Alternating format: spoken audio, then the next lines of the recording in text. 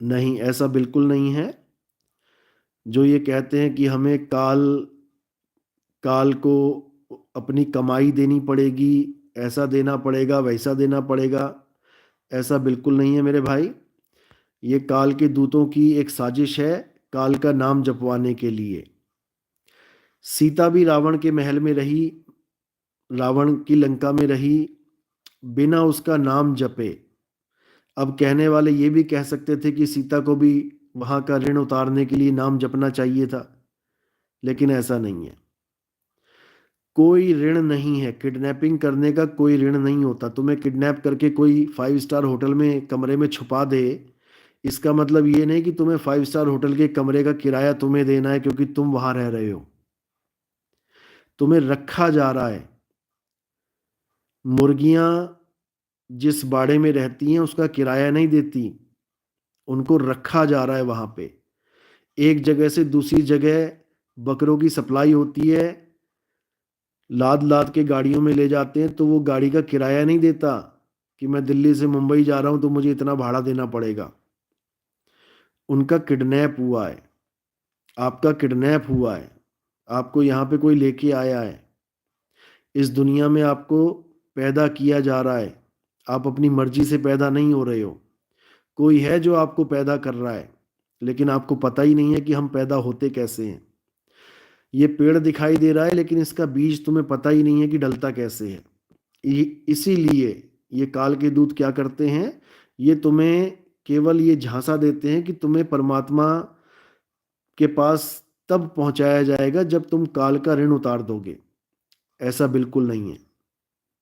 अरे हम अपने दुनियावी पिता के साथ किसी होटल में खाना खाने चले जाएं, तब हमें अपनी जेब से निकाल के कुछ नहीं देना पड़ता, पिता अपने आप ही संभाल लेता है। तो ये दुनिया का पिता जब तुम्हें बिना खर्चे के खाना खिला सकता है, ऋण उतार सकता है, खाया तो तुमने है ना, लेकिन पिता पैसे दे रहा है, तो वो परम पिता परमात्मा,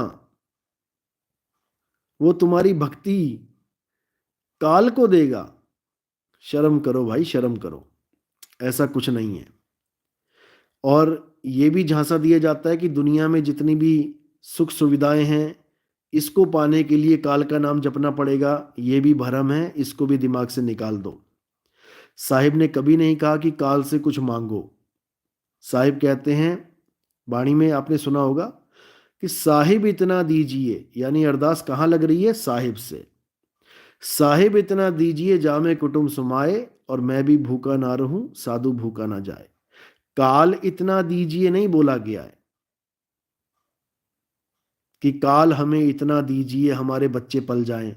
काल से मांगोगे तो देना ही पड़ेगा ना। जिससे मांगोगे उसके कर्जदार बनोगे, काल से मांगो ही मत। कर्जदार कैसे बन जाओगे भाई।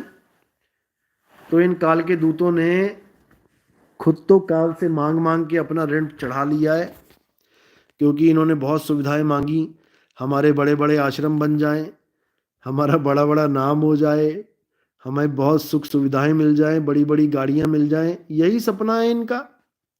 गुरुवाई करने का यही सपना है इनका। तो काल से मांगोगे दुनियादारी की चीजें, तो काल ने भी बोला ठीक है दे देंगे भाई तुझे, लेकिन हमारा नाम जपवा। अब लगे हुए नाम जपवाने में काल का। तो काल का नाम जपने की जरूरत नहीं है मेरे भाई। यहां तक कि गीता में आप पढ़ोगे तो उसमें लिखा है कि अगर आप केवल एक ओम नाम जपते हो, ओम, तो आपको ब्रह्मलोक की प्राप्ति हो जाएगी। आपको देवी देवताओं के नाम जपने की जरूरत नहीं पड़ेगी। यानी देवी देवताओं का लोक पार करने के लिए आपको एक पैसा नहीं देना पड़ेगा वहां पे।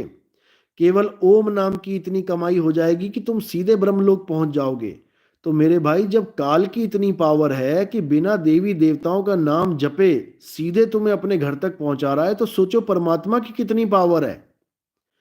बिना काल का नाम जपवाए, बिना अक्षर पुरुष का नाम जपवाए, बिना देवी देवताओं का नाम जपवाए वो यहां से लेके जा सकता है। लेकिन वो समर्थ हो तब। हमारे वाला तो है, तुम्हारे वाला शायद ना हो। हमारे वाला तो समर्थ इतना है कि वो कहता है तू विश्वास कर बस, फिर देख मैं क्या करता हूं। लेकिन तुम्हारे वाले जो गुरु ऐसे मिल गए हैं, जो काल तो छोड़ो, देवी देवताओं के भी नाम जपवा रहे हैं कि उनका भी ऋण देना पड़ेगा। बताओ, गीता कह रही है ओम नाम जप लोगे तो देवी देवताओं की हिम्मत नहीं कि तुम्हें कहीं रोक सके, केवल मेरा नाम जप लोगे तो मेरे लोक में पहुंच जाओगे। लेकिन तुम्हें परमात्मा पे भरोसा नहीं है, अब करें तो करें क्या? दिक्कत यही है। तो साहिब कह रहे हैं कि सार शब्द आए जही विधि हाथा, और तेही विधि काल नवावे माथा। समझो, ऋण नहीं देना है, वो माथा नवा देगा तुम्हारे आगे। लेकिन तुम्हें सार शब्द का भेदी गुरु चाहिए। ये मंत्र देने वाले गुरु नहीं चाहिए कि मंत्र देने वाले गुरुओं को तुम तत्वदर्शी संत कहते हो। शर्म आनी चाहिए, शर्म।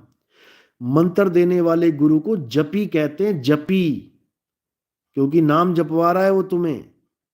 और तपस्या कराने वाले गुरु को तपी कहते हैं, तपी। समझ लो, समझ लो। इन जपियों के चक्कर में नहीं पढ़ना है। ठीक है, जब तक पढ़ लिए ठीक है, कोई बात नहीं, छोटी क्लास है, करनी जरूरी है। लेकिन अब आगे एडमिशन लेना है, अब आगे बढ़ना है। समझ लो। तो